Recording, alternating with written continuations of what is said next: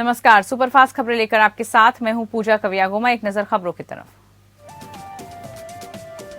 अमरोहा दौरे पर पहुंचे सीएम योगी आदित्यनाथ। सीएम ने अपने संबोधन में कहा कि पिछली सरकारों में भ्रष्टाचार फैला था, हमारी सरकार में विकास हो रहा है।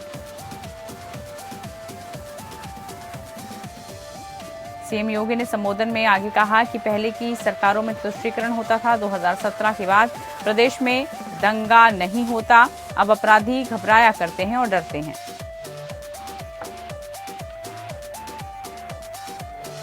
केंद्रीय गृह मंत्री अमित शाह कल यूपी के 4 जिलों के दौरे पर रहेंगे। यहां पर वो चुनाव की तैयारियों का जायजा लेंगे, पार्टी के पदाधिकारियों को जीत का मंत्र देंगे।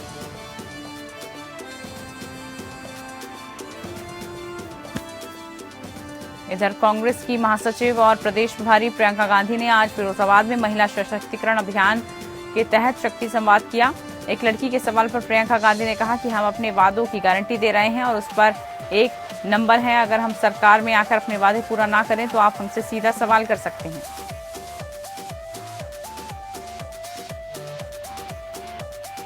शक्ति संवाद में बोली प्रियंका, महिलाओं को हम गारंटी कार्ड दे रहे हैं। कांग्रेस पार्टी ने महिला घोषणा पत्र के जरिए वादा किया था कि सरकारी नौकरी में 40% महिलाओं को आरक्षण दिया जाएगा।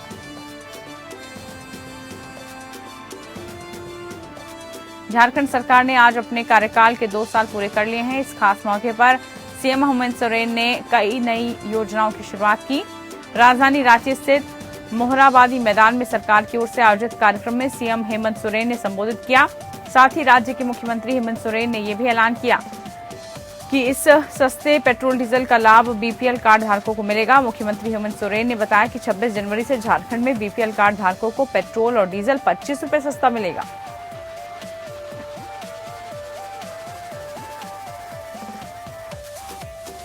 बता दें कि झारखंड पेट्रोलियम डीलर्स एसोसिएशन भी लगातार पेट्रोल डीजल पर वैट की दरें घटाने की मांग कर रहा था।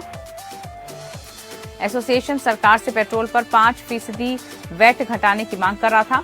उनका कहना था कि अगर सरकार वैट की दर 22% से घटाकर 17% कर दे तो लोगों को बड़ी राहत मिलेगी। एसोसिएशन का कहना था कि झारखंड के पड़ोसी राज्य उत्तर प्रदेश, पश्चिम बंगाल, बिहार, उड़ीसा में डीजल की कीमत कम है।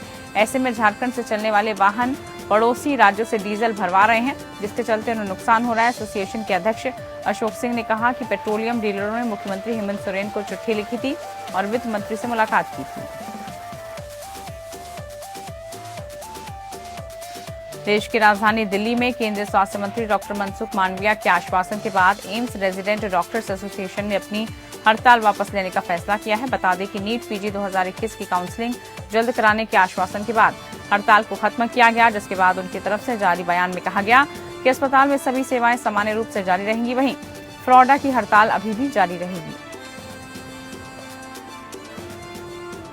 दरअसल बीते सोमवार दिल्ली में नीट पीजी काउंसलिंग की मांग को लेकर निकाले गए पैदल मार्च के दौरान रेजिडेंट डॉक्टर और पुलिस के बीच झड़प होती देखी गई, जिसमें कई पुलिसकर्मी समेत डॉक्टर्स घायल हुए। वहीं मार्च में शामिल कई डॉक्टर्स को पुलिस ने हिरासत में ले लिया, जिस पर दिल्ली एम्स ने नाराजगी जाहिर की। नाराजगी जताते हुए आरडीए एम्स ने प्रदर्शन कर रहे रेजिडेंट डॉक्टर्स को अपना समर्थन दिया और आज के लिए सभी नॉन इमरजेंसी सर्विस को छोड़कर हड़ताल का ऐलान किया था।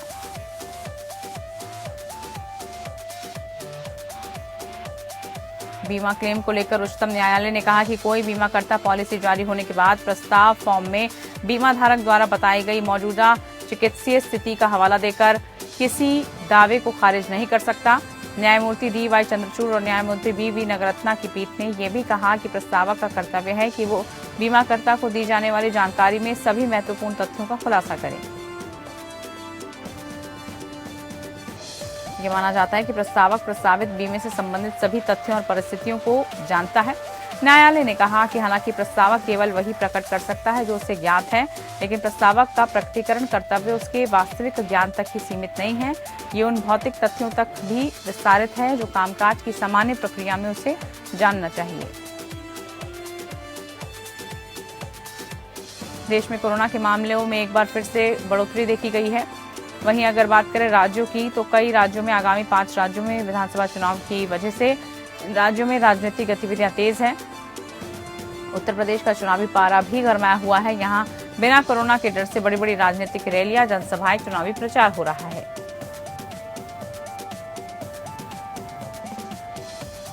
बता दें कि प्रदेश सरकार द्वारा 27 दिसंबर को जारी किए गए आदेश में प्रदेश को कोविड प्रभावित राज्य घोषित किया गया।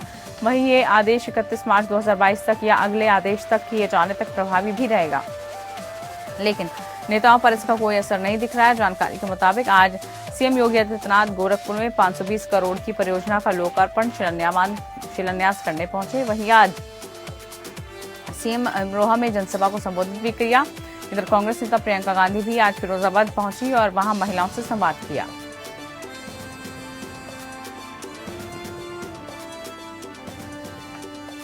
कोरोना के ओमिक्रॉन वेरिएंट के मामलों में अचानक बढ़ोतरी के बाद दिल्ली में ग्रेटेड एक्शन रिस्पांस प्लान के तहत येलो अलर्ट घोषित किया गया। इसके तहत स्कूल, कॉलेज, सिनेमाघर, जिम सब बंद हैं।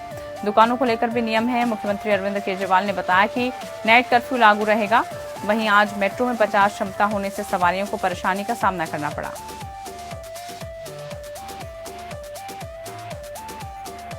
कानपुर में एक रेड के बाद मानो कारोबारियों की मुश्किलें बढ़ती दिखाई दे रही है। यहाँ पर अभी इत्र कारोबारी पीयूष जैन के घर में नोटों के बंडल मिले थे और जिससे लोग हैरान थे। वहीं कानपुर के 2 और कारोबारियों पर निशाना साधा जा रहा है। दरअसल कानपुर के एक ट्रांसपोर्टर और वनस्पति कारोबारी के घर छापा पड़ा।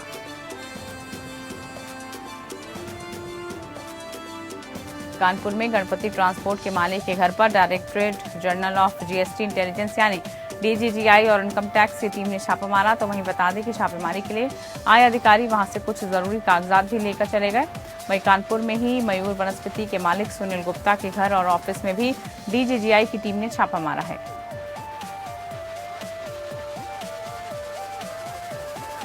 कानपुर में एक के बाद एक लगातार छापे मारे जा रहे हैं, जिसके चलते यहां पर कारोबारियों में हड़कंप मचा हुआ है। यहां पर खाद्य तेल कंपनी पर डीजीजीआई ने छापेमारी की है। बता दें कि इससे पहले मयूर ग्रुप टैक्स चोरी के मामले में कार्रवाई कर चुका है।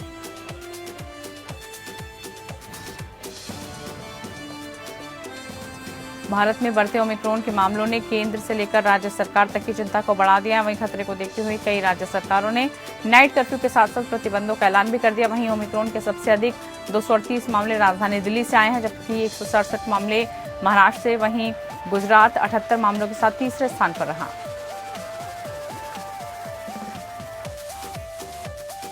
भारत में कोरोना वायरस के नए वेरिएंट ओमिक्रॉन के मरीजों की संख्या 781 हो गई है। बीते 24 घंटों में देश में कोरोना संक्रमण के 9,195 नए मामले सामने आए। तो इस दौरान 302 मरीजों की मौत हो गई। नए आंकड़ों को मिलाकर देश में कोरोना संक्रमितों की संख्या 3 करोड़ 48 लाख के पार है।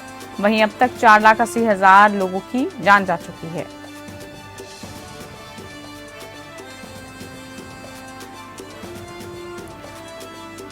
ठंड का कहर लगातार जारी है। कई प्रदेशों में तो लगातार बर्फबारी भी हो रही है। तो वहीं ठंड के बढ़ते प्रकोप के चलते कई ट्रेनें रद्द हो गई हैं। तो वहीं बात करें आज की, तो रेलवे ने आज करीब 250 ट्रेनें रद्द करने का फैसला लिया है। बताया जा रहा है कि रेलवे ने 228 ट्रेनों को पूरी तरह से रद्द कर दिया, जबकि 24 ट्रेनें आंशिक तौर पर कैंसिल की गई हैं। वहीं 5 रूटों के रूट भी बदल दिए गए हैं।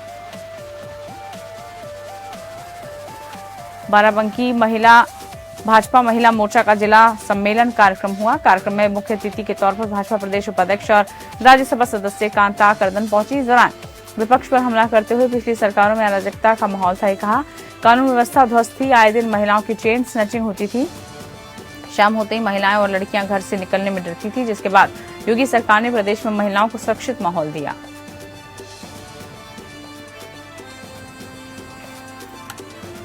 इधर एटा में जिला कारागार के एक बंदी कोरोना संक्रमित पॉजिटिव मिला है, जिसकी सूचना होते ही जिला जेल प्रशासन में हड़कंप मच गया। यहां पर बताया जा रहा है कि 4 दिन पहले वारंटी को पकड़कर आवागढ़ पुलिस लाई थी। पुलिस के पकड़ने से पहले दिल्ली से लौटकर वारंटी अपने घर आया था।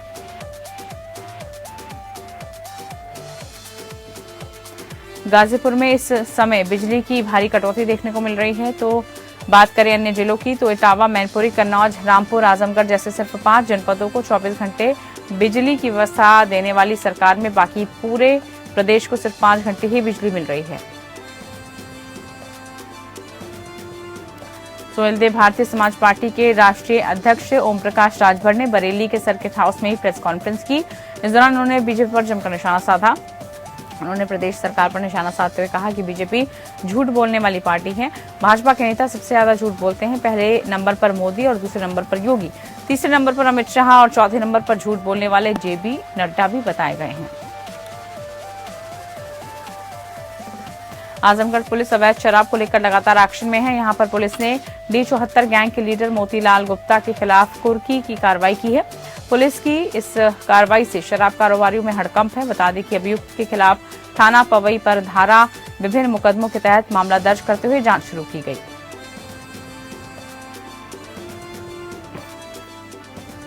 कानपुर देहात में उस समय हड़कंप मच गया जब वन विभाग के एक अधिकारी ने वन नर्सरी के अंदर आम के पेड़ में फांसी लगाकर आत्महत्या कर ली। घटना से क्षेत्र में सनसनी फैल गई।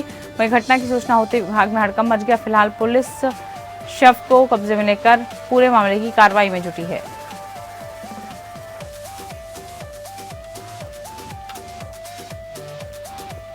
महोबा के डाक बंगला से घरेलू कलह से परेशान एक युवक ने खुद को गोली मारकर आत्महत्या करने की कोशिश की। यहाँ पर बताया जा रहा है कि युवक ने अवैध तमंचे से खुद को गोली मार ली, जिसके बाद परिजनों में कोहराम मच गया। फिलहाल प्राथमिक उपचार के बाद घायल युवक को कानपुर मेडिकल रेफर किया गया।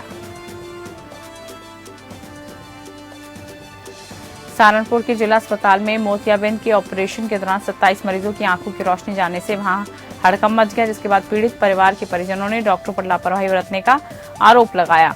इधर परिसर में जमकर हंगामा हुआ, जिसके बाद स्वास्थ्य विभाग की जो आंखों की रोशनी की जाने वाली इन्फेक्शन बता रही है। फिलहाल जानकारी के मुताबिक सभी मरीजों को हायर सेंटर रेफर किया गया।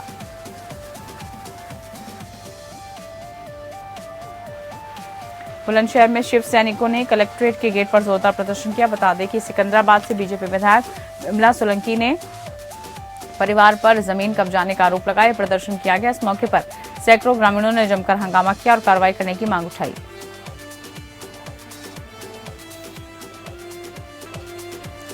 राम की नगरी अयोध्या में राम मंदिर के पक्ष में फैसला आने के बाद पहली बार देश के गृह मंत्री अमित शाह 31 दिसंबर को अयोध्या के दौरे पर हैं।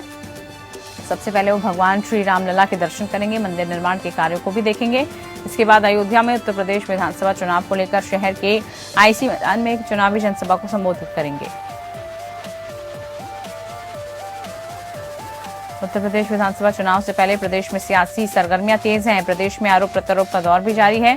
इसी क्रम में सुबह सपा के राष्ट्रीय अध्यक्ष ओम प्रकाश राजभर ने भारतीय जनता पार्टी पर तंज कसा। ओपी राजभर ने कहा कि बीजेपी ने कोरोना का मजाक बना दिया है। कोरोना रात के 11 बजे से सुबह 5 बजे तक निकलेगा और सुबह 5 बजे से रात के 11 बजे तक कोरोना नहीं रहेगा।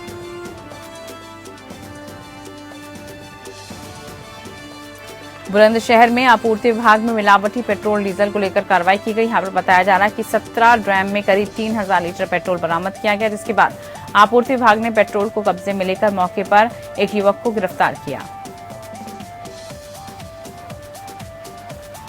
कौशाम्बी में जिले में घना कोहरा छाया रहा। ठंड के साथ ही कोहरे की घनी चादर चारों ओर फैली नजर आई। कोहरे से सामान्य जीवन अस्त व्यस्त दिखा, लोगों को काफी परेशानी हुई।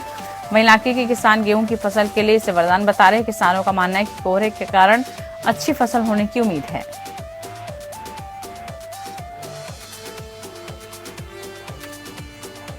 बरेली में लगातार अवैध वसूली का काम धड़ल्ले से चल रहा है, तो यहीं रेता बजरी के ट्रकों की अवैध वसूली के आरोप में बिगड़ी तहसीलदार घिरे हुए हैं। उन पर आरोप है कि उत्तराखंड से आने वाली रेता बजरी को ट्रकों को चेकिंग के नाम पर बॉर्डर पर ट्रकों को रोककर वसूली का काम किया जाता है। वसूली का वीडियो सोशल मीडिया पर वायरल हुआ। इधर बागपत के बड़ौत में जनता वैदिक कॉलेज में होने वाली 2 दिवसीय कबड्डी प्रतियोगिता का बीजेपी के बागपत से सांसद डॉक्टर सत्यपाल सिंह ने फीता काट का उद्घाटन किया। यहाँ पर बताया जा रहा है कि आयोजित होने वाली प्रतियोगिता में 9 जिलों की 32 टीमें हिस्सा ले रही हैं, जिनमें से कुछ टीमों को पुरस्कृत भी किया जाएगा। 25 से 26 दिसंबर के बीच चंडीगढ़ के मोहाली स्पोर्ट्स स्टेडियम में 36वीं आईटीएफ ताइक्वांडो प्रतियोगिता का आयोजन किया गया। इस प्रतियोगिता में उत्तर प्रदेश के खिलाड़ियों में 14 खिलाड़ी अकेले ताइक्वांडो एसोसिएशन कुशीनगर के थे। इस प्रतियोगिता में अच्छा प्रदर्शन करते हुए खिलाड़ियों ने कुल 22 पदक जीते, जिसमें 14 गोल्ड, 6 सिल्वर और 2 ब्रॉन्ज मेडल शामिल थे।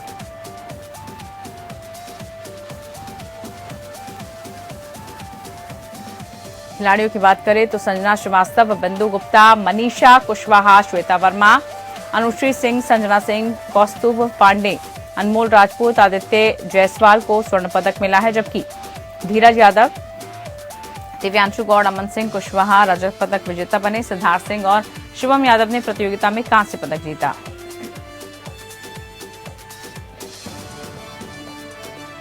नेहरू युवा केंद्र गाजीपुर युवा कार्यक्रम एवं खेल मंत्रालय भारत सरकार के तत्वाधान में जनपद स्तरीय युवा संसद कार्यक्रम का आयोजन किया गया। जिला पंचायत अध्यक्ष सपना सिंह, जिला अधिकारी मंगला प्रसाद सिंह, पुलिस अधीक्षक रामबदन सिंह और विधायक जमानिया सुनीता सिंह की उपस्थिति में दीप प्रज्वलित करे गए। वहीं हजारों की संख्या में युवाओं को संबोधित करते हुए कहा कि युवा संसद में युवाओं द्वारा बेटी बचाओ बेटी पढ़ाओ, राष्ट्रीय पोषण अभियान, राष्ट्रीय वायुश्री योजना, प्रधानमंत्री जन विकास योजना पर विचार व्यक्त किया गया है।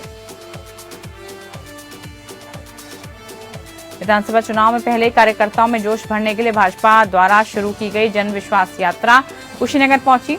निर्धारित समय से काफी देर से पहुंचने के बाद भी भाजपा कार्यकर्ता यात्रा के साथ पहुंचे। शीर्ष नेताओं का स्वागत किया गया। वहीं गोरखपुर जिले की पिपराइच विधानसभा से होते हुए कुशीनगर की हाटा विधानसभा में पहुंची जन विश्वास यात्रा की अगुवाई केंद्रीय मंत्री पंकज चौधरी और हरीश द्विवेदी ने की।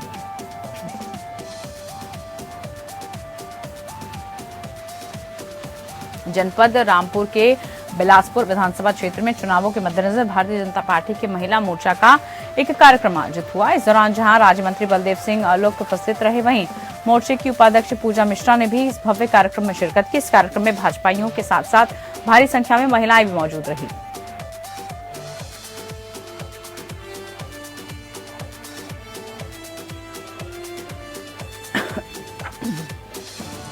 अलीगढ़ में हुई एटा व्यापारी के हत्याकांड को लेकर व्यापारी बेहद आक्रोशित हैं। गुस्साए व्यापारियों ने एटा फर्रुखाबाद मार्ग पर चक्का जाम लगा दिया। वहीं बाजारों में सन्नाटा पसरा रहा। व्यापारी संदीप गुप्ता के हत्यारों को फांसी की मांग कर रहे हैं।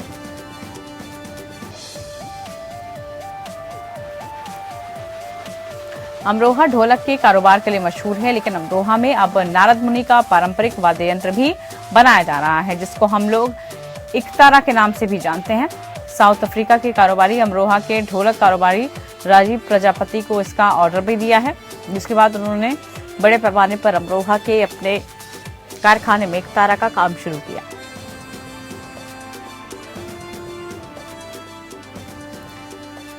पीलीभीत में ओवर रेटिंग के मामले में शहर के नामचीन होटल सिल्वर लीफ को नोटिस जारी किया गया। होटल पर मेन्यू कार्ड के हिसाब से खाद्य सामग्री पर अधिक दाम वसूलने का आरोप लगा है। वहीं बीते दिनों पनीर में हड्डी मिलने की वजह से इस होटल पर केस भी दर्ज हो चुका है। ग्राहक की शिकायत के बाद जिला विधेयक और बाट माप अधिकारी ने होटल मालिक को नोटिस दिया।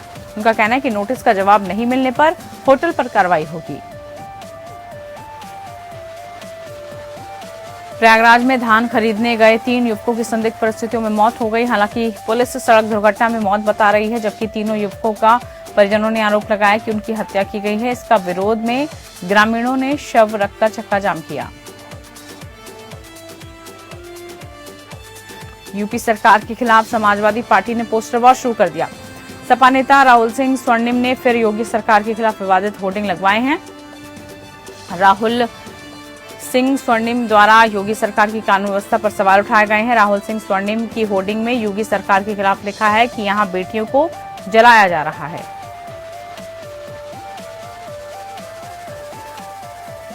प्रतापगढ़ में व्यापारी के बेटे के अपहरण के बाद बदमाशों ने निर्मम हत्या कर दी, जिससे आक्रोशित व्यापारियों ने शव को सड़क पर रखकर जाम लगाया। वाराणसी लखनऊ राष्ट्रीय राजमार्ग के सगरा सुंदरपुर में जाम लगाया गया। मौके पर पहुंची पुलिस बल जाम को हटाया। परिजनों ने पुलिस पर लापरवाही बरतने का आरोप लगाया। दरअसल 25 दिसंबर को व्यापारी के बेटे का अपहरण हुआ था और बदमाशों ने रंगदारी मांगी थी। रेवाड़ी में आंगनवाड़ी कार्यकर्ताओं का गुस्सा आज उस वक्त 7वें आसमान पर पहुंच गया जब अपनी मांगों को लेकर 21 दिनों से अनिश्चितकालीन धरने के बावजूद सरकार ने उनकी कोई सुध नहीं ली, जिसके बाद गुस्साई आंगनवाड़ी कार्यकर्ताओं ने चौक पर एकत्रित होकर सरकार के खिलाफ जोरदार नारेबाजी की और महिला एवं बाल विकास मंत्री कमलेश ढांडा का पुतला फूका। हरियाणा के यमुनानगर के जगाधरी में शिक्षा मंत्री कृपाल गुर्जर के निवास के नजदीक पूरे प्रदेश के गेस्ट टीचर्स का धरना चौथे दिन भी जारी रहा। ऐसे में गेस्ट टीचरों का कहना है कि जब तक उनकी बेसिक वेतन और सर्विस रूल की मुख्य मांगों को लिखित में नहीं माना जाता, तब तक उनका धरना जारी रहेगा। आंगनवाड़ी वर्कर्स और हेल्पर यूनियन द्वारा अपनी मांगों को लेकर धरना चल रहा है। वहीं 21 दिन बाद जारी चरखी दादरी लघु सचिवालय में आंगनवाड़ी वर्कर और हेल्पर का धरना के जोरों से चल रहा है।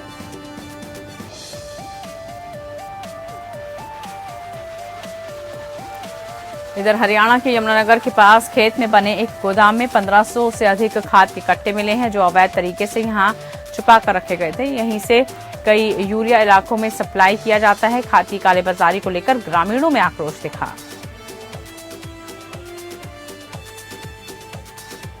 चरखी दादरी में इनेलो प्रदेश युवा प्रकोष्ठ प्रभारी कर्ण चौटाला दादरी में कार्यकर्ता मीटिंग में पहुंचे। वहां पहुंचने पर कार्यकर्ताओं ने उनका जोरदार स्वागत किया। इस मौके पर उन्होंने कार्यक्रम को संबोधित करते हुए कहा कि सरकार की जनविरोधी नीतियों की वजह से आज हर वर्ग दुखी है। आज किसान, व्यापारी और मजदूर अपने हक को पाने के लिए सड़कों पर उतर आए हैं। चरखी दादरी जिले के चंदेनी गांव में 2 लड़कियों द्वारा गोल्ड मेडल जीतने पर सम्मान समारोह आयोजित हुआ, जिसमें मुख्य अतिथि सहकारिता मंत्री सतपाल सांगवान, विशेष अतिथि महेश ठेकेदार और अनुवीर यादव पहुंचे। मेडल जीतने पर सोनू कुमारी और जूडो कराटे में गोल्ड मेडल जीतने की कृतिका कुमारी का जोरदार स्वागत हुआ। सतपाल सांगवान ने बताया कि पढ़ाई के साथ साथ युवा बच्चों को खेल में भी हिस्सा लेना चाहिए ताकि वो देश के लिए अच्छा प्रदर्शन करें।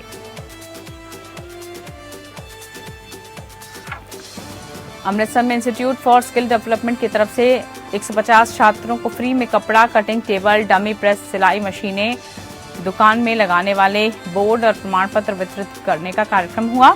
इस मौके पर मुख्य अतिथि के तौर पर भारतीय जनता पार्टी अमृतसर के उपाध्यक्ष और पूर्व डायरेक्टर एसएफसी चंद्रशेखर शर्मा ने शिरकत की।